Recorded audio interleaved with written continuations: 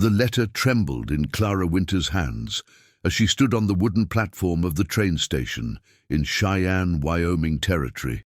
August heat shimmered off the dusty streets, and the smell of coal smoke mixed with horse manure and something cooking from a nearby establishment. She read the words again, though she had memorized them weeks ago during the long journey from Boston. Dear Miss Winters, I am in need of a cook and housekeeper for my ranch. The work is honest, the pay is fair, and room and board are provided. I am a widower with one son. If you are of good character and willing to work hard, please respond. Sincerely, Elijah Stone, Broken Arrow Ranch, near Laramie. Simple words. Direct. No flowery promises or false charm. Clara had answered dozens of advertisements in the Eastern papers, desperate to escape the suffocating judgment of Boston society after her broken engagement. Most responses had been crude propositions, barely disguised as employment offers, but Elijah Stone's brief, businesslike reply had given her hope. He needed a cook. She needed a new beginning. It seemed straightforward enough. She adjusted her worn traveling dress, painfully aware of how out of place she must look. The other women on the platform wore practical cotton and sturdy boots. Clara's Boston fashion, though modest and travel-stained, marked her as an outsider. Her dark hair, pinned carefully that morning, had begun to escape its confines, and she could feel the grit of the journey on her skin. 26 years old and starting over. Her mother would be horrified. Her former fiancé, William, would laugh at how far she had fallen. Clara lifted her chin. Let them judge. She was done caring what anyone in Boston thought of her. A wagon pulled up to the station, driven by a man who seemed carved from the same rugged landscape as the mountains in the distance. He was tall, broad-shouldered, with hair the color of sun-bleached wheat and a beard that hadn't seen a razor in days. His clothes were practical, worn, and covered in a fine layer of dust. He moved with the economy of motion that spoke of a life spent working the land. But it was his face that made Clara catch her breath. Not because he was handsome, though in a rough way he was. It was the weariness etched into every line, the shadows beneath eyes the color of a winter sky. This was a man who carried burdens heavier than the hay bales she imagined he lifted. He scanned the platform, and his gaze settled on her with something like resignation. Miss Winters?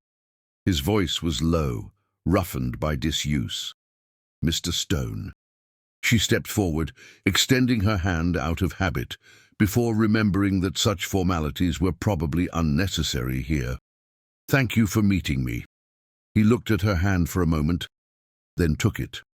His palm was calloused, his grip gentle, despite the obvious strength in his fingers. Train was late.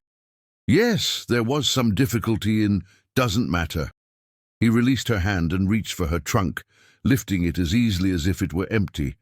Wagons this way. Got a long ride ahead. Clara gathered her smaller bag and followed him, swallowing the dozen questions that pressed against her lips.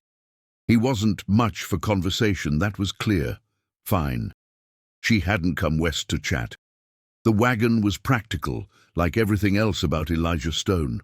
2 sturdy horses stood in the traces, their coats gleaming with health despite the heat.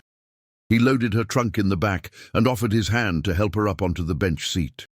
For a moment, as she settled beside him, Clara felt the full weight of what she had done.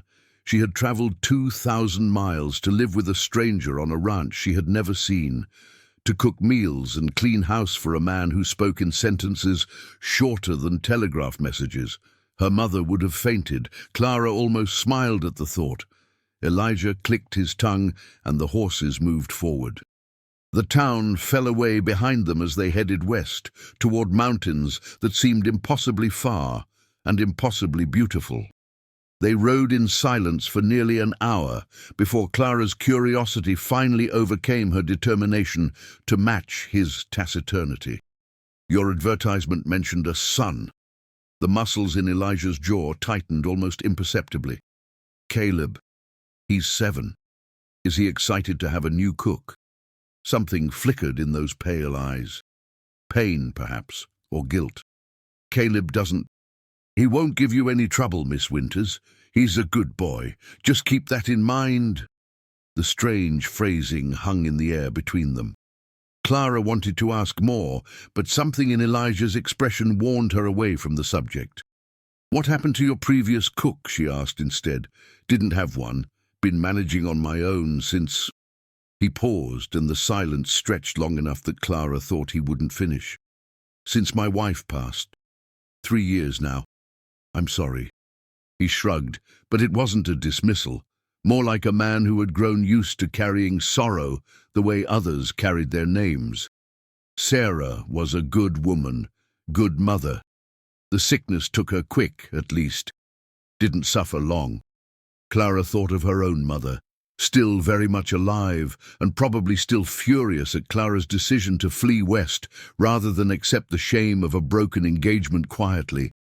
"And you've been raising your son alone all this time?" The ranch hands help when they can. "Mrs. Dalton from the neighboring spread used to come by, but she's got her own family to tend. Caleb and I, we get by." He guided the horses around a deep rut in the road. "That's why I advertised. Boy needs proper meals, a woman's touch in the house." "But not a wife?" The question slipped out before Clara could stop it, and she felt heat rise to her cheeks. Of course, he wouldn't want a wife. He was still mourning the one he had lost, and she certainly wasn't offering herself as a candidate. She had come here to work, nothing more. Elijah glanced at her, and something almost like amusement softened the hard lines of his face. "Got enough on my plate keeping the ranch running, Miss Winters. A wife would expect attention I don't have to give. A cook just needs to be paid on time." Clara relaxed slightly. At least they understood each other. "That suits me perfectly, Mr. Stone. Elijah. Or Eli, if you prefer. We don't stand much on ceremony out here." "Then you should call me Clara." He nodded once, and they fell back into silence. But it was an easier quiet now, like two people who had reached an agreement and saw no need to belabor it. The sun was beginning its descent toward the mountains when the Broken Arrow Ranch came into view. Clara had expected something rough, barely a step above the primitive. What she saw instead made her breath catch. The main house was built of solid timber, 2 stories high with a wide porch that wrapped around 3 sides. Behind it, a massive barn rose against the sky, painted red with white trim. Corrals stretched in neat lines, and she could see cattle grazing in distant fields that seemed to go on forever. "It's beautiful," she said softly. Elijah followed her gaze as if seeing his home through fresh eyes. "My father built the house when he first came out here. I was born in the upstairs bedroom. Caleb, too." There was pride in his voice, buried deep beneath the exhaustion and grief. This land, this ranch, meant everything to him. Clara understood that kind of devotion to a place. She had felt it once for the house in Boston where she had grown up, before everything fell apart. As they approached, a small figure emerged from the barn. A boy, Clara realized. He was small for 7, with his father's wheat-colored hair and a face that might have been cherubic if not for the solemnity in his expression. He stood very still, watching the wagon approach with wide, wary eyes. "That's Caleb," Elijah said, and there was something in his voice that Clara couldn't quite identify. Not just love, though that was there. Something else. Worry, perhaps. Or fear. The wagon rolled to a stop, and Elijah jumped down before turning to help Clara descend. Caleb hadn't moved. He stood like a small statue, his hands hanging at his sides, his gaze fixed on Clara with an intensity that made her feel exposed. "Caleb," Elijah said, his voice gentler than Clara had yet heard it, "this is Miss Clara Winters. She's going to be cooking for us and helping around the house. Can you say hello?" The boy didn't speak. He raised one hand in a small wave, then dropped it again. His eyes never left Clara's face. Clara felt a chill despite the lingering warmth of the afternoon. There was something wrong here, something Elijah hadn't told her in his letters. She crouched down to bring herself closer to the boy's level, ignoring the protest of her tired muscles. "Hello, Caleb. I'm very pleased to meet you. I hope we can be friends." Caleb stared at her for a long moment. Then slowly, he nodded once. His hands moved in a series of quick, fluid gestures that Clara didn't understand. She looked up at Elijah, confused. The pain in his eyes was raw and unhidden. "Caleb doesn't speak," he said quietly. "He hasn't spoken a word since his mother died." Clara's heart clenched. She looked back at the small boy, at the sorrow that lived in eyes far too young to carry such weight. 3 years of silence, 3 years of grief locked inside a child's body with no way to escape. "But he understands everything," Elijah continued. "He's smart as a whip, learned to read at 5, writes better than most adults. And those hand signs, he made them up himself. Took me a while, but I understand most of what he's saying now." Clara thought of her younger brother, who had died of fever when she was 10. She remembered the sound of his laughter, how he used to follow her everywhere, asking endless questions. And then, suddenly, silence. A different kind of silence than Caleb's, but silence all the same. She straightened and met Elijah's eyes. "Thank you for telling me. I'll do my best to understand him too." Something shifted in Elijah's expression. Relief, perhaps, or gratitude. "That's all I ask, Miss Winters." "Clara." He picked up her trunk again. "Let me show you to your room." The house was as impressive inside as out. Clara's room was on the first floor, a modest but comfortable space with a brass bed, a wardrobe, and a window that looked out over the mountains. A washstand in the corner held a pitcher and basin, and clean towels hung on a rack nearby. "Kitchen's through there," Elijah said, pointing. "Pantry's well stocked. There's a root cellar out back. The hands eat in the bunkhouse, so you'll only be cooking for the 3 of us unless I tell you otherwise." Clara nodded, already mentally cataloguing what she would need to know. "What time do you take your meals?" "Breakfast at dawn. Lunch at noon if I'm near the house, otherwise just something for Caleb. Supper at 6. He hesitated at the door. "Caleb's room is at the top of the stairs, first door on the right. He doesn't sleep well. If you hear him moving around at night, don't be alarmed. Does he have nightmares?" Elijah's silence was answer enough. After he left, Clara unpacked her few belongings and changed into a simpler dress. The room felt foreign, but not unwelcoming. Through the thin walls, she could hear movement in the kitchen, Caleb's light footsteps overhead. The sounds of a house that was occupied, but not quite a home. She found Caleb in the kitchen when she emerged, sitting at a worn wooden table with a book open before him. He looked up at her approach, those solemn eyes tracking her every movement. "What are you reading?" Clara asked, moving to examine the pantry. Caleb held up the book so she could see the cover, a collection of poetry by Walt Whitman, sophisticated reading for a 7-year-old. "Do you like poetry?" A nod.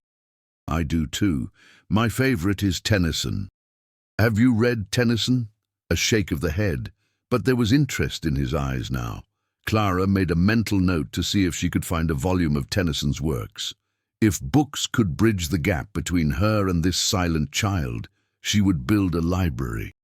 She spent the next hour exploring the kitchen, familiarizing herself with the cook stove and the various implements available. Elijah's claim that the pantry was well stocked proved accurate, and she began planning the evening meal. As she worked, Caleb watched, not in a way that felt intrusive, but with a quiet curiosity that Clara found oddly comforting. She talked as she cooked, describing what she was doing and why, half forgetting that he couldn't respond, or rather choosing to treat him as she would any child, regardless of his silence. "Now the secret to a good gravy," she explained as she whisked flour into the pan drippings, "is patience. You can't rush it." If you rush, you get lumps, and nobody wants lumpy gravy. Caleb made one of his hand signs, a question, Clara thought, though she couldn't interpret it. I'm sorry, I don't understand yet, but I'll learn. I promise. Can you show me what that sign means? He slid off his chair and came to stand beside her at the stove. His small hand reached out and pointed at the gravy. Then he made the sign again. The gravy? Are you asking about the gravy? He shook his head and pointed at her this time, then at the stove, making a stirring motion. Am I asking if I like to cook? A nod, emphatic. I do, Clara said, smiling at the small victory of understanding. I've always loved cooking. When I was a little girl, I used to sneak into our kitchen and help the cook whenever I could. My mother thought it was beneath me, but I didn't care. There's something magical about taking simple ingredients and turning them into something that nourishes people. Caleb considered this, then made another series of signs. This time, Clara was completely lost. I'm sorry, sweetheart. I don't know what that means. He didn't seem frustrated by her failure. Instead, he walked to a small slate board hanging near the door and picked up a piece of chalk. With careful, precise letters he wrote, My mama used to cook. Clara's throat tightened. She did? What was her favorite thing to make? Apple pie. Apple pie is wonderful. Do you like apple pie? A vigorous nod. Then I'll make you one, as soon as I can get apples from town. Caleb's face transformed. It wasn't quite a smile, the expression seemed too unfamiliar to his features for that, but something lightened in his eyes. He wrote one more word on the slate. Thank you. You're welcome, Caleb. She turned back to the gravy, blinking away the moisture that had gathered in her eyes. 3 years since this boy had tasted his mother's apple pie. 3 years of silence and nightmares, and a father too broken by his own grief to fully heal his sons. Clara had come to Wyoming to escape her past, but perhaps, just perhaps, she had found something more important than escape. Perhaps she had found a purpose. Supper that evening was a quiet affair. Elijah ate with focused efficiency, complimenting the meal with a brief nod that Clara learned to interpret as high praise. Caleb picked at his food, but cleaned his plate when Clara wasn't looking, as if embarrassed to show enthusiasm. Caleb showed me some of his signs today, Clara said, as she poured coffee for Elijah. I couldn't understand most of them, but I'm determined to learn. Elijah looked up from his plate, something unreadable in his expression. He doesn't usually take to strangers. Perhaps I'm not as strange as most. A hint of a smile tugged at the corner of his mouth. Perhaps not. After supper, Clara learned the evening routine. Caleb went to bed at 8, though Elijah warned her that he rarely slept before midnight. The boy would read or draw or simply sit at his window, watching the stars appear over the mountains. Doesn't it worry you? Clara asked as she washed the dishes. A child that age, not sleeping? Elijah was drying, a task he had taken up without being asked. His large hands handled the delicate china with surprising gentleness. Everything about Caleb worries me, Miss Winters, but forcing him to sleep just makes the nightmares worse. At least this way, he finds some peace. What does the doctor say? Doctor says time will heal him. Same thing he's been saying for 3 years. Bitterness crept into Elijah's voice. Time hasn't healed much of anything around here. Clara was quiet for a moment. Then, carefully, she said, Sometimes healing doesn't come from time alone. Sometimes it needs help. Elijah set down the plate he was drying and turned to face her fully. In the lamplight, his eyes looked ancient, far older than the 30-odd years she estimated him to be. You got experience with healing broken people, Clara? No, she admitted. But I have experience being broken. And I know that pretending everything is fine doesn't help. He studied her for a long moment, and Clara felt exposed in a way she hadn't since leaving Boston, like he could see past her composed exterior to the shattered pieces she kept hidden underneath. What are you running from? He asked quietly. The question should have offended her. It didn't. A life that wasn't mine. A future I didn't choose. A man who wanted to own me rather than love me. She met his gaze steadily.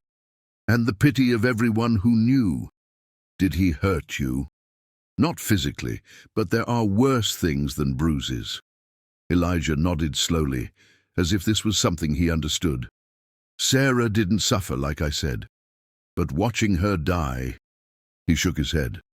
That was worse than any physical pain I've ever known. And then watching Caleb shut down, piece by piece, like someone blowing out candles. That was worse still. You love him very much. He's everything I have left of her. And everything I have, period. Elijah picked up another plate, his movements suddenly brisk. I'm not good at this, talking about feelings, never have been. Then we don't have to talk about them, Clara said gently. We can just do our jobs and let the rest sort itself out. That easy, is it? Nothing's ever easy, but sometimes simple is enough to start with. He finished drying the last dish and hung the towel on its hook. At the door to the kitchen, he paused and looked back. For what it's worth, Clara, I think you might be exactly what this house needs.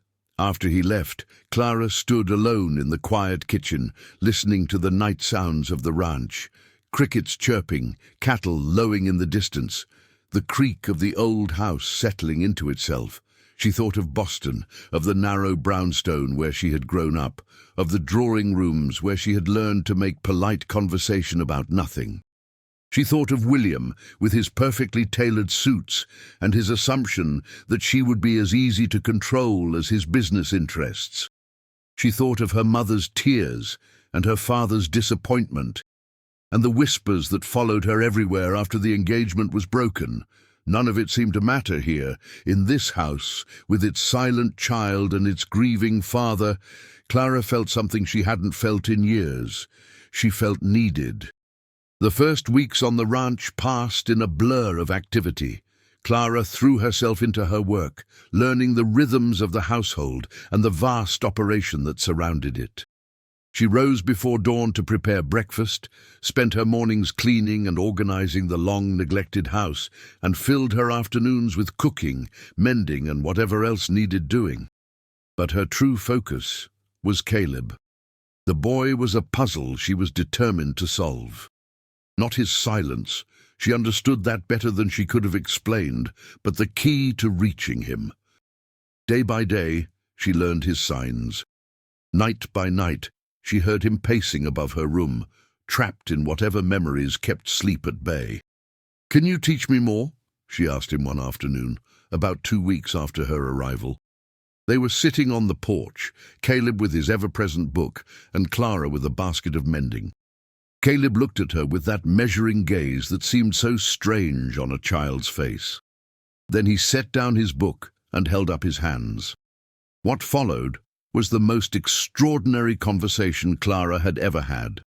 Without words, using only gestures and the occasional chalk note, Caleb showed her his private language. It was surprisingly complex, with signs for emotions and concepts that went far beyond basic needs. He had created something beautiful from his silence, a whole way of communicating that was his alone. "This means happy," Clara repeated after him, pressing her palm to her chest and moving it in a circular motion. "And this is sad," a downward motion, like tears falling. "And this—" Caleb made a sign she didn't recognize. She shook her head. He pointed at her, then made the sign again. "Me? This sign is about me?" A nod. "What does it mean?" He reached for his slate. "Safe." Clara's breath caught. "Safe? You have a sign that means safe." Another nod. He made the sign again, pointing at her each time. "You're saying I make you feel safe?" Caleb's small face crumpled slightly, not with sadness, but with something Clara recognized as relief, like a weight had been lifted from his shoulders. He nodded so hard his whole body shook with it. Clara set down her mending and opened her arms. "Come here, sweetheart." He came to her slowly, as if unsure of the invitation. When she wrapped her arms around him, she felt the tension in his small body, the way he held himself rigid against expected rejection. Then, gradually, he relaxed. His head rested against her shoulder. His hands clutched at her dress. They sat like that for a long time, neither of them speaking, neither of them needing to. When Clara finally looked up, she saw Elijah standing at the corner of the house. He was frozen in place, his face a mask of complicated emotions. She expected him to turn away, to retreat from this display of intimacy with his son. Instead, he walked slowly toward them. Caleb looked up at his father's approach but didn't pull away from Clara.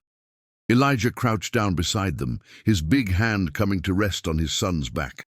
"Hey, buddy," he said softly. "You okay?" Caleb made a sign Clara now recognized. "Happy." Elijah's eyes met Clara's over his son's head. They were bright with something that might have been tears.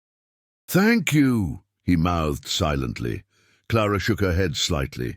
This wasn't about gratitude. This was about a little boy who had been drowning in silence and had finally found someone willing to learn his language.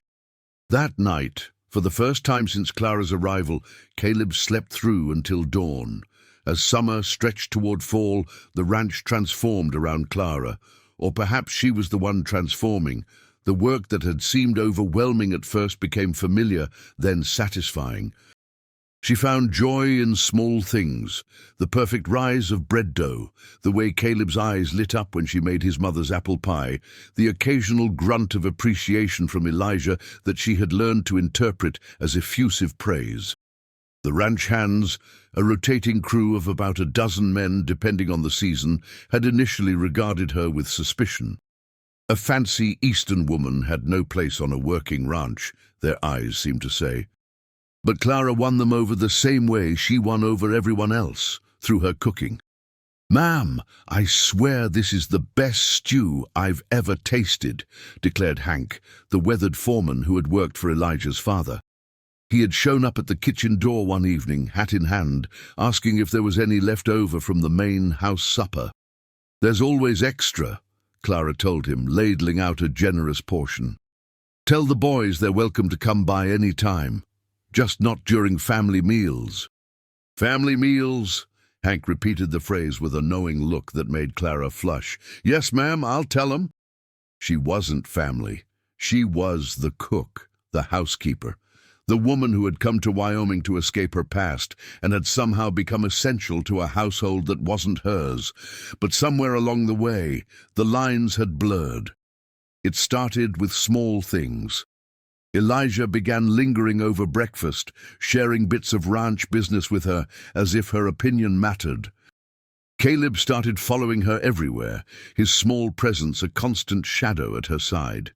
The three of them developed routines, unspoken rituals that felt more like home than anything Clara had known in Boston. Clara found herself looking forward to Elijah's return each evening.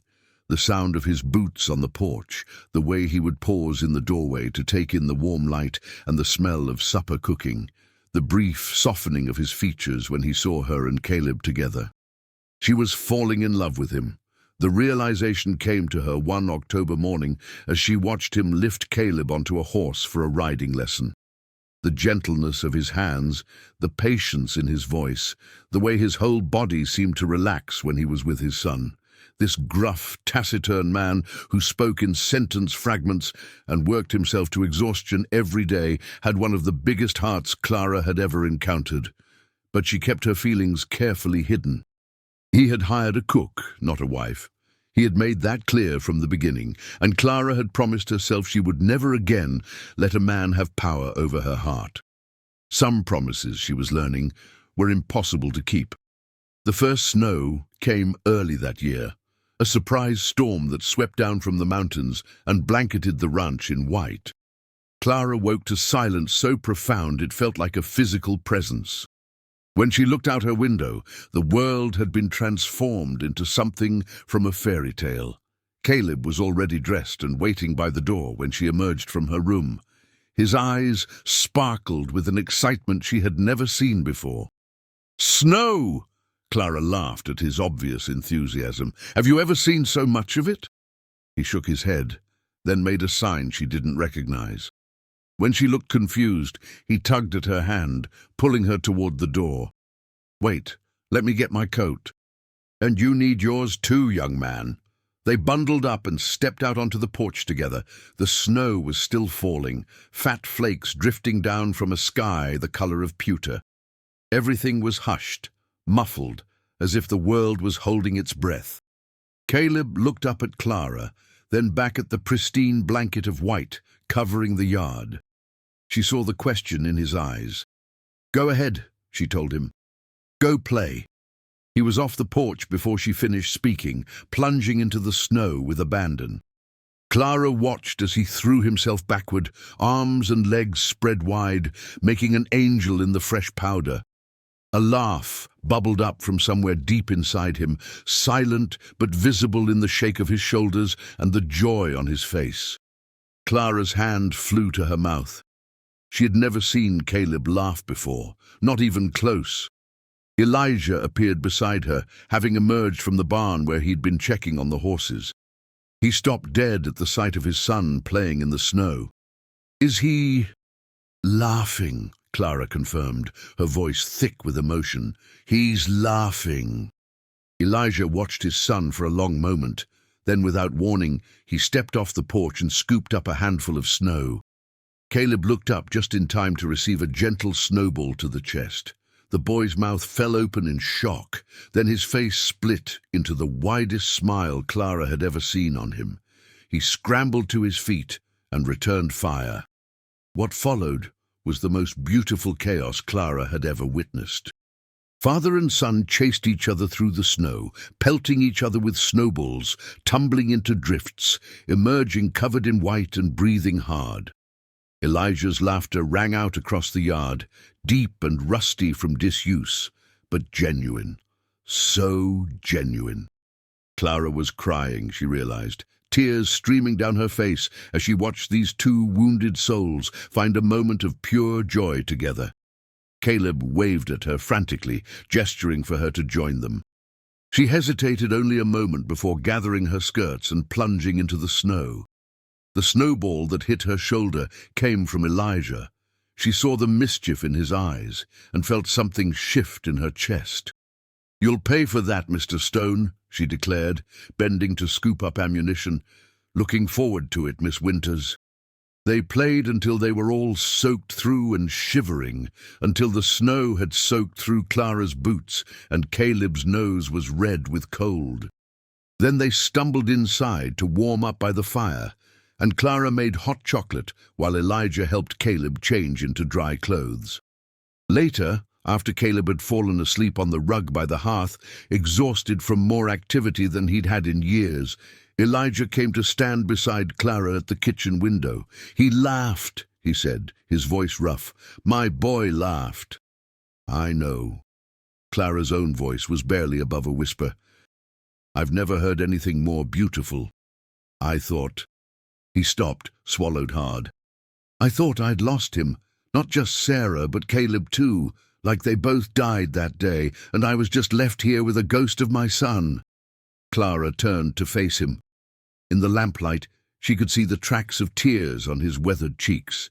Without thinking, she reached up to brush them away. He caught her hand, held it against his face. His skin was warm despite the cold outside, and she could feel the roughness of his beard against her palm. Clara. Her name on his lips was a prayer and a question, and something else she was afraid to name. Eli. He turned his head slightly and pressed a kiss to her palm. The gesture was so tender, so unexpected that Clara's knees nearly buckled. "I'm not good with words," he said, still holding her hand. "Never have been. But I need you to know. These past months, you've brought something back to this house. Something I thought was gone forever. Eli, Don't say anything, not yet." He released her hand and stepped back, putting careful distance between them. "Just stay. Please stay." Clara looked at this man who had lost so much and rebuilt so little. This man who worked himself to the bone every day and still found time to teach his son to ride. This man who spoke in fragments but felt in oceans. "I'm not going anywhere," she said quietly. "I promise." He nodded once, sharply, as if sealing a contract. Then he turned and walked out into the night, leaving Clara standing alone in the kitchen with a hand that still tingled from his touch. The days that followed were strange and wonderful. Something had shifted between them, some invisible barrier crumbling away. Elijah didn't touch her again, didn't repeat the tender gesture of kissing her palm, but his eyes followed her around the kitchen. His voice, when he spoke to her, had lost some of its gruffness. And Caleb, beautiful silent Caleb, seemed to sense the change. He began including his father in the games he played with Clara, dragging Elijah into the kitchen to help roll out pie dough, or sitting between them on the porch in the evenings, a hand on each of their knees as if physically connecting them. One evening, about a week after the first snow, Clara was reading aloud from Tennyson while Caleb listened with rapt attention. Elijah sat across the room, pretending to work on a harness that needed mending, but Clara noticed he hadn't actually done anything productive in the last half hour. "Break, break, break on thy cold grey stones, O sea," Clara read, her voice soft in the lamplight, "and I would that my tongue could utter the thoughts that arise in me." She looked up to find Caleb staring at her with unusual intensity. He made a sign she recognized, the one that meant again. "You want me to read that part again?" He nodded, then pointed at himself, at his throat, at the page. Clara's breath caught. "You feel like that? Like there are thoughts inside you that you can't get out?" The boy's eyes filled with tears, and he nodded again, more slowly this time. Clara set down the book and pulled him close, feeling his small body shake with emotion he couldn't express any other way. "Oh, sweetheart, I know it's hard." She stroked his hair, her own eyes burning. "But those thoughts are still there, still real, even if you can't say them out loud. Your signs, your drawings, your expressions, they all show me what's inside you. You don't need words to be understood." Caleb pulled back and looked at her, his face wet with silent tears. Then he made a sign she had never seen before, placing both hands over his heart and then extending them toward her. "What does that mean?" Clara asked, though something in her chest already knew. From across the room, Elijah's voice came rough and broken. "It means love, Clara. He's telling you he loves you." Clara looked at the boy in her arms, at this child who had lost his mother and his voice in one terrible blow, who had spent 3 years locked in silence, and who was now offering her his heart in a language all his own. "I love you too, Caleb," she whispered. "So very much." She held him until his tears stopped, until his breathing evened out, and he relaxed against her like a child half his age. When she finally looked up, Elijah had abandoned all pretense of working on the harness. He was watching them with an expression that made Clara's heart ache. "He's never done that before," Elijah said quietly. "That sign, I've never seen it. Maybe he just invented it." "Maybe." Elijah stood and walked toward them, stopping just short of touching. "Or maybe he's been saving it, waiting for someone worth giving it to." Clara didn't know what to say to that. She didn't have to say anything because Caleb stirred in her arms and made another sign, this one directed at his father. The love sign, Clara realized. Heart and hands extended. Elijah sank to his knees beside them, and suddenly they were all tangled together, 3 wounded souls finding shelter in each other. Clara felt Elijah's hand come to rest on her back, felt the warmth of him through her dress, and knew that whatever this was, whatever was growing between the 3 of them, it was something precious, something worth protecting, something that might just heal them all. The next weeks brought more snow and more moments of quiet connection. Clara learned the rhythms of the ranch in winter, the constant battle against cold and isolation. She learned which of the hands could be trusted to deliver messages to town, and which ones would forget in favor of the saloon. She learned that Elijah's quiet demeanor hid a fierce intelligence and a dry humor that emerged in unexpected moments. And she learned that falling in love wasn't always a dramatic thing. Sometimes it was as simple as watching a man read a bedtime story to his son, his rough voice softening over the words. Sometimes it was as quiet as two people sitting in comfortable silence. No need for conversation, because their presence was enough. Christmas came to the ranch in a flurry of activity. Clara had saved back supplies for weeks, planning a proper holiday celebration. She baked pies and cookies, made a ham that required borrowing the largest pan from Mrs. Dalton, and even convinced Hank to help her find a small pine tree that she set up in the corner of the parlor. Caleb's eyes went wide when he saw the tree, decorated with ribbons and small carved ornaments that Clara had found in a trunk in the attic. He circled it slowly, reaching out to touch the branches, with something like wonder on his face. "Did your mother used to decorate a tree?" Clara asked gently.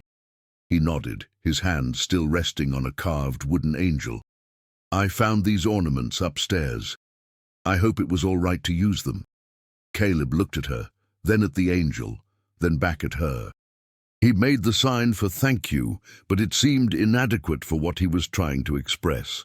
Finally, he simply hugged her, pressing his face against her stomach and holding on tight. Elijah found them like that when he came in from the barn. He stopped in the doorway, snow melting in his hair, and stared at the transformed room. "You did all this?"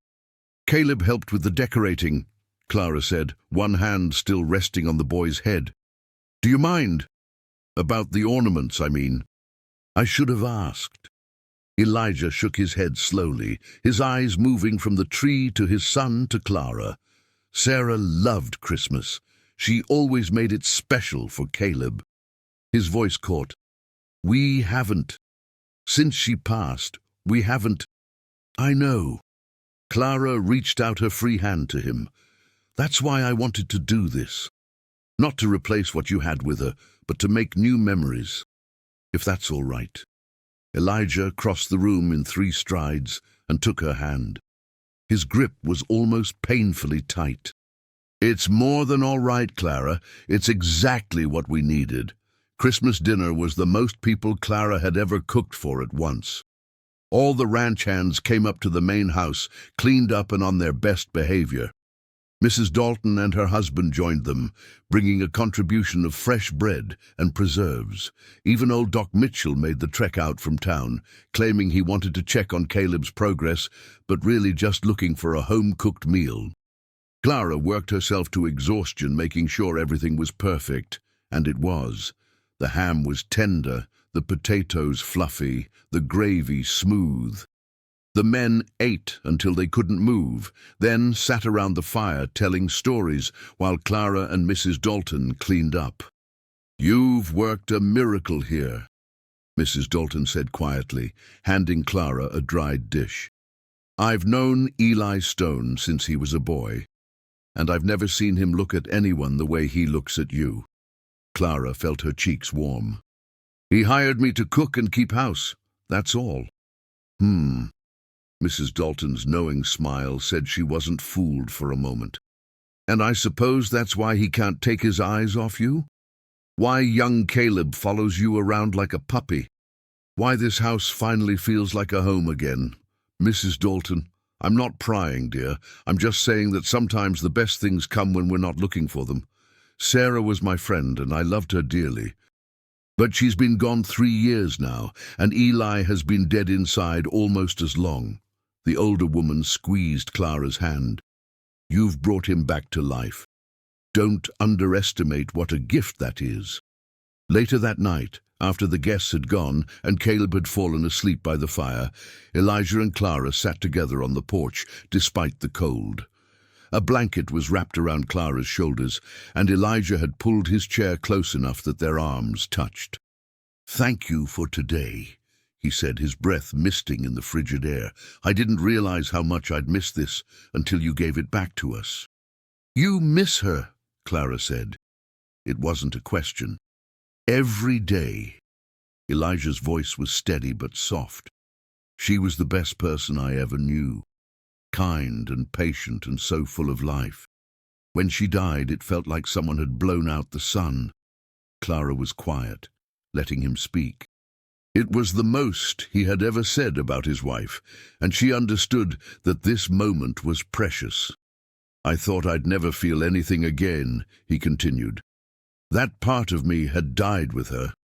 I was just going through the motions, keeping the ranch running, keeping Caleb fed and clothed, existing but not living. And now? He turned to look at her, and in the starlight his eyes were silver. Now I feel things I thought were gone forever. Hope, joy, something that feels an awful lot like what I had with Sarah, different but just as real.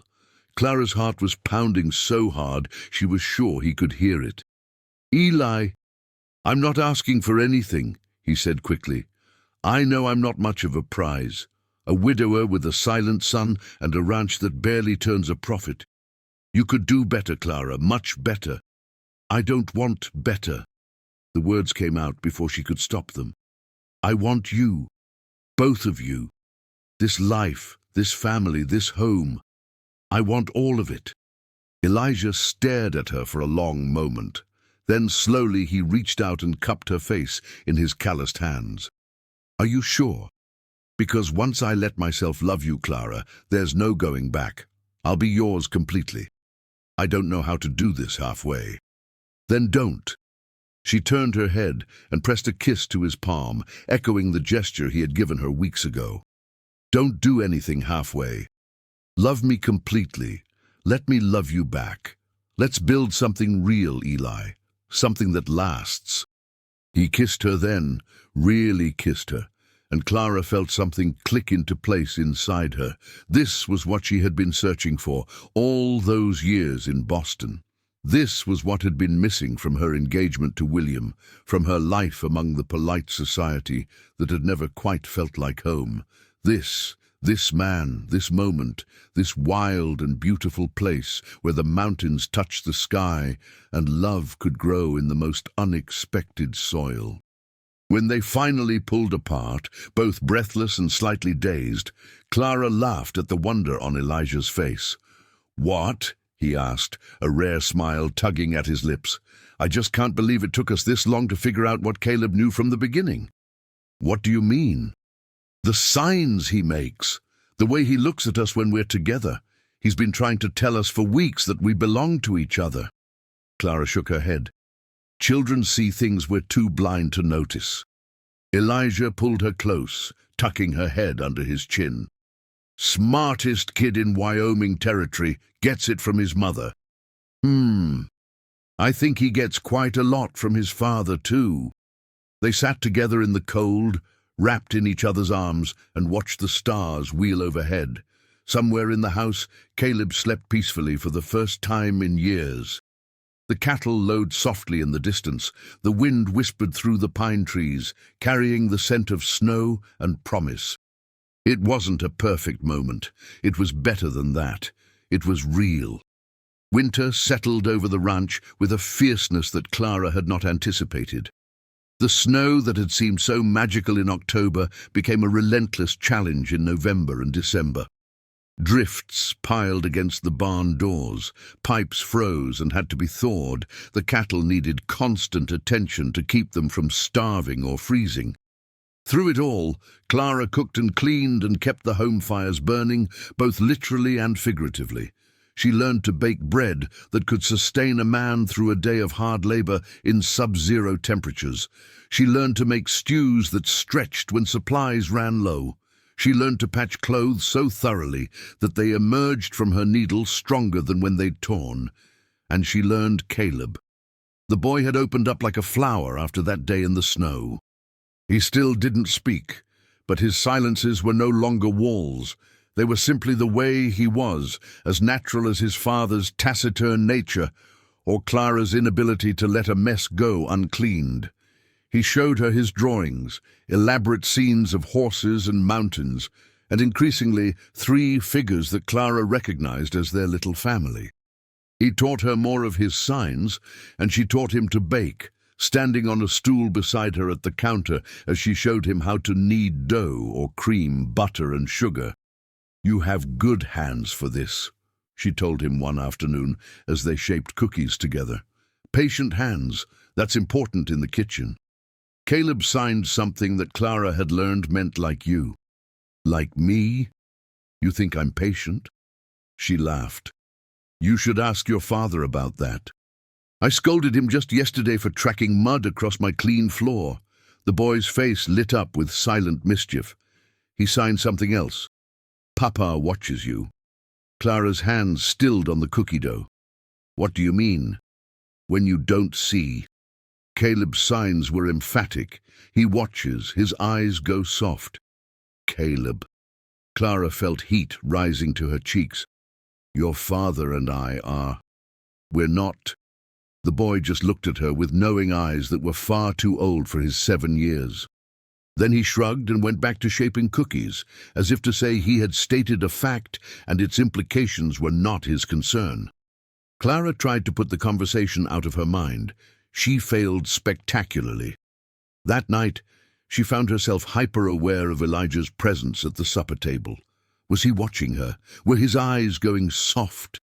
She caught him looking at her once, and he quickly dropped his gaze to his plate, a flush creeping up his neck. After Caleb went to bed, Elijah lingered in the kitchen, as had become his habit. He sat at the table while Clara finished cleaning up, nursing a cup of coffee and seemingly content with the silence between them. "Caleb seems happy," he said finally. "He is, I think." Clara dried her hands and turned to face him. He's been coming out of his shell so much lately. The drawings, the baking. He's engaging with the world again. Because of you. Because of a lot of things. The snow helped. You playing with him helped. He just needed to remember that joy was still possible. Elijah was quiet for a moment. Then, so softly she almost missed it. "We all did." Clara's heart skipped. She moved to the table and sat across from him, close enough to see the firelight reflected in his eyes. "Eli, what are we doing?" "I don't know." His honesty was both painful and refreshing. "I told myself I wouldn't, that it wasn't fair to you. You came here for a job, not to get tangled up with a broken-down rancher and his damaged son. You're not broken, neither is Caleb. Aren't we?" He met her eyes, and the raw vulnerability there took her breath away. 3 years, Clara. 3 years of just surviving. I forgot what it felt like to actually live, and then you showed up with your Boston manners and your fancy cooking and your stubborn insistence on teaching my boy to laugh again, and suddenly—" He stopped, struggling for words he clearly wasn't used to finding. Clara reached across the table and took his hand. "Suddenly what?" "Suddenly I remember." His fingers curled around hers, calloused and strong and impossibly gentle. "I remember what it's like to look forward to coming home, to have someone to share supper with who actually wants to hear about my day, to watch my son smile and know that maybe, just maybe, everything might be okay. Eli, I know I'm not much." The words tumbled out of him now, as if a dam had broken. "I'm rough and quiet, and I work too hard, and I don't know how to say pretty things, but Clara, I care about you, more than I should, more than I have any right to." "Why don't you have a right?" "Because you deserve better, someone who can give you the life you were meant to have. Not a ranch in the middle of nowhere with a man who can barely string a sentence together." Clara laughed, surprising them both. "The life I was meant to have? Eli, the life I was meant to have would have suffocated me. Polite society and proper marriages and pretending to be someone I'm not. That's not a life. That's a performance." She squeezed his hand tighter. This is a life. Getting up before dawn to make breakfast, teaching Caleb to bake, watching the sun set over the mountains every evening, feeling like I matter, like what I do makes a difference. I've never felt more alive than I have these past months. Clara. His voice was rough, barely above a whisper. I love it here, she continued, because now she was the one who couldn't stop. I love this ranch, and this house, and the way the snow looks on the mountains in the morning. I love your cranky old foreman and the way the horses come running when they see me with apples. I love watching you with Caleb, the way you're so gentle with him, even when you're exhausted. And she took a deep breath. I love you, Eli. I tried not to. I promised myself I wouldn't let a man have this kind of power over me again. But you're not like anyone I've ever known. You're good and kind and strong, and you don't even know how remarkable you are. For a long moment, Elijah just stared at her. Then he was on his feet, around the table, pulling her up into his arms. His mouth found hers in a kiss that was nothing like she had expected. Not rough or demanding, but tender. Questioning, as if he was asking permission, even as he took what she had already offered. Clara answered by rising on her toes and kissing him back with everything she had. When they finally broke apart, both breathing hard, Elijah pressed his forehead to hers. I'm not good at this, he said again. I'll mess it up, say the wrong things, forget important dates. Work too hard when I should be with you. I don't need perfect, Clara told him. I just need real. I can do real. He kissed her again, softer this time. I can do real forever, if you'll let me. Forever sounds just about right. They stood there in the lamplight, holding each other, while outside the winter wind howled and the snow piled higher against the windows. None of it mattered. Inside this kitchen, in this moment, Clara had found everything she never knew she was looking for. Spring came to the ranch like a benediction. The snow melted to reveal green grass and wildflowers. The cattle birthed their calves without incident, and Clara began planning a wedding. It was to be a small affair, just the ranch family and a few neighbors. The circuit preacher would come through in May, and Clara saw no reason to wait longer than necessary. She had waited long enough already. Caleb took the news of their engagement with characteristic solemnity. He studied his father, then Clara, then signed a single word. Finally. Elijah laughed, a sound that came easier to him now than it had months ago. Were we that obvious? His son nodded emphatically, then threw himself at Clara in a hug that nearly knocked her off her feet. I take it you approve, she managed, her voice muffled by his hair. Caleb pulled back and signed something that made Elijah's eyes go wide. What? Clara asked. What did he say? He said... Elijah cleared his throat. He said, Mama. Clara's heart stopped. She looked down at Caleb, at his earnest face and hopeful eyes. You want me to be your mama? A nod. Then, slowly and deliberately, Caleb opened his mouth. Ma. The sound was rusty, barely audible, as if traveling from a great distance. 3 years of silence, and now this single syllable that changed everything. Clara dropped to her knees, tears streaming down her face. Yes, she whispered. Yes, sweetheart. I'll be your mama. Forever. Caleb hugged her again, and this time Clara felt his body shaking, not with silent laughter, but with sobs. 3 years of grief and fear and loneliness, finally finding release. Elijah knelt beside them, wrapping his arms around them both. They stayed like that for a long time, the 3 of them, while the spring sunshine streamed through the windows and the promise of new beginnings hung in the air like perfume. The wedding was everything Clara could have hoped for, and nothing like what Boston society would have expected. She wore a simple white dress that Mrs. Dalton had helped her sew. Wildflowers from the meadow served as her bouquet. The ceremony took place on the front porch, with the mountains as a backdrop and half the county watching from the yard. Elijah wore his Sunday best, a suit that had clearly been his father's and was slightly too big in the shoulders. His hair was combed, his beard trimmed, and his eyes never left Clara's face from the moment she appeared in the doorway. Caleb stood beside his father as the ring-bearer, clutching the simple gold band as if it were the most precious thing in the world. And maybe it was. "Do you, Elijah Stone, take this woman to be your lawfully wedded wife?" the preacher intoned. "I do." Elijah's voice was steady and sure. "And do you, Clara Winters, take this man to be your lawfully wedded husband?" "I do." Clara's voice was barely above a whisper, thick with emotion. "Then, by the power vested in me by the Wyoming Territory, I pronounce you husband and wife. You may kiss the bride." Elijah kissed her tenderly, mindful of their audience, but making no attempt to hide the depth of his feeling. When they parted, Clara caught sight of Caleb, watching them with a smile that transformed his whole face. The celebration that followed was boisterous and joyful. The ranch hands had set up tables in the yard, laden with food that Clara had been preparing for days.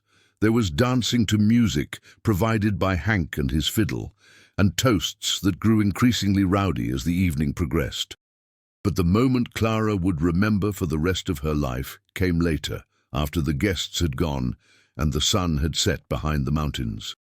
She was in the kitchen, washing the last of the dishes, despite Elijah's protests that it could wait until morning.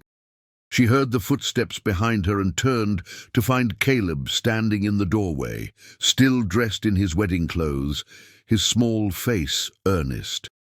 "Can't sleep?" she asked, drying her hands. He shook his head. Then he walked toward her, each step deliberate, as if approaching something momentous. When he reached her, he took her hand. Clara felt him trembling. "Caleb, what is it, sweetheart?" He opened his mouth, closed it, opened it again. I love you." The words were halting, rough from disuse, but unmistakably clear. Clara's knees gave out, and she sank into a kitchen chair, pulling Caleb with her. "You spoke," she breathed. "Caleb, you spoke." He nodded, his eyes bright with tears. "Love you, Mama." Clara gathered him into her arms, unable to speak herself now, unable to do anything but hold this precious child who had finally found his voice. She heard a strangled sound from the doorway, and looked up to see Elijah frozen there, his face a mask of shock and overwhelming joy. He had heard. He had heard his son speak for the first time in 3 years. "Eli." He crossed the room in 3 strides and dropped to his knees beside them, his arms enveloping them both. Clara felt his shoulders shaking, heard the ragged sound of his breathing as he tried and failed to maintain composure. "I love you too, buddy," he managed. "God, I love you so much, both of you, my family, my whole world." They stayed like that until the lamp burned low, 3 people bound by something stronger than blood. Love, hope, the courage to speak after years of silence, the courage to start again. The years that followed were not without their challenges. Ranching was hard work, and the Wyoming weather was unforgiving. There were droughts and blizzards, market crashes and cattle diseases. There were nights when Elijah came in so exhausted he could barely eat, and days when Clara wondered if they could keep going, but they always did, together. Caleb's speech returned slowly, word by careful word. The boy who had been silent for 3 years became a teenager with opinions about everything, and then a young man who could work alongside his father as an equal partner in the ranch. Clara gave Elijah 2 more children, daughters who inherited their father's pale eyes and their mother's stubbornness. The house that had once felt too large for its 3 wounded occupants expanded to fit them all, walls echoing with laughter and arguments and all the beautiful noise of a family truly living. On their 10th anniversary, Elijah surprised Clara with a trip to town, just the 2 of them, with the children left in the capable hands of Mrs. Dalton, who had become more grandmother than neighbor over the years. They stayed at the hotel in Laramie, ate dinner at a restaurant that Clara declared almost as good as her own cooking, and walked the streets hand in hand like the young lovers they had never quite been. "Any regrets?" Elijah asked as they stood at the train station where their story had begun a decade earlier. About coming out here? About staying? Clara thought about the question seriously, as it deserved. She thought about Boston, about the life she had left behind, about the woman she might have become if she had stayed. "Not one," she said finally. "You?" Elijah pulled her close, there on the platform where she had once stood alone and uncertain, clutching a letter from a stranger. "I regret every day before you came into my life. Every single one, because that was time I could have spent loving you. Always the romantic," Clara teased, but her eyes were wet. "Only with you. Only ever with you." He kissed her then, and Clara let herself sink into it. 10 years of marriage had not dimmed the spark between them. If anything, it had deepened it, turned it from a flame into a steady warmth that sustained them through everything. When they returned to the ranch, they found Caleb waiting on the porch. At 17, he was nearly as tall as his father, with the same quiet strength and the same unexpected gentleness. He had graduated from school at the top of his class and had already taken over most of the bookkeeping for the ranch. "Good trip?" he asked as they climbed down from the wagon. "The best," Clara said, hugging him despite his teenage embarrassment. "How were the girls?" "Terrors, as always. Maggie tried to ride the barn cat, and Emma decided she wanted to learn to cook and nearly burned down the kitchen." Clara sighed. "That's my daughter. Both of them are," Elijah pointed out with a grin. "God help us all." They walked into the house together, into the warm light and the smell of something burning slightly on the stove. Emma's culinary experiment, no doubt. Maggie came running to greet them, her braids flying, talking a mile a minute about everything that had happened in the 2 days they'd been gone. Clara stood in the middle of the chaos, her family swirling around her, and felt her heart swell to bursting. This was what she had come west to find, even when she hadn't known she was looking for it. Not escape, but belonging. Not a new life, but the life that had been waiting for her all along. She caught Elijah's eye across the room. He smiled at her, that rare, full smile that still made her knees weak after all these years. "Welcome home," he mouthed. Home. Yes, that's exactly what it was. 20 years after Clara first stepped off that train in Cheyenne, she found herself sitting on the same porch where she had once stood as a stranger, watching her grandchildren play in the yard. Caleb had married a schoolteacher from town, a quick-witted woman named Hannah, who had fallen in love with his quiet intensity and his remarkable story. They had 3 children now, 2 boys and a girl, all of them with the Stone family stubbornness and the capacity for mischief that seemed to run in the blood. The oldest, a 7-year-old named Samuel, reminded Clara so much of Caleb at that age that it sometimes took her breath away. But where Caleb had been silent and sad, Samuel was boisterous and joyful, a child who had never known anything but love and security. "Grammy!" Samuel came running up the porch steps, his face flushed with excitement. "Granddad says I can help with the cattle drive next week. Can I? Please!" Clara looked at Elijah, who had emerged from the barn with his familiar, measured stride. At 54, he was still strong, still capable of a full day's work, though he moved a little slower and complained about his back on cold mornings. "What do you think?" she asked him. "I think a week in the saddle will teach him more about ranching than a year of talk." Elijah ruffled his grandson's hair. "If his mama agrees, that is. I'll ask her."